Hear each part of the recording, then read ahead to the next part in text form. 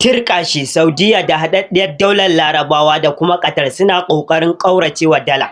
Ku biyo ni ku ji cikakken labarin. A yau ne aka sanar da cewa Saudiya da hadaddiyar daular larabawa watakan Dubai da kuma ƙasar Qatar suna ƙoƙarin za su fara siyar da mai ɗinsu da yuan currency.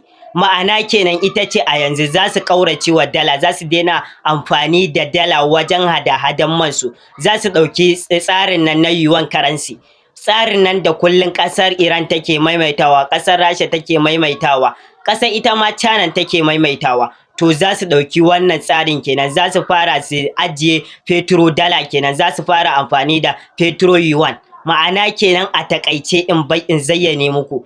Ƙasar Saudiya da Qatar da kuma Dubai sun haɗa sun ɗauki tsamarar tsayawa su fara siyar da mai ɗinsu da yuan currency kenan. Kun ga wannan faɗuwa ce rago-rago da dala kenan. To idan kuma dala ta faɗi, ƙasar Amurka tattalin arzikinta da take samu na ɓangaren dala zai ragu. Wa'annan kuma manyan ƙasashe ne. Me za ku iya ce mana game da wannan?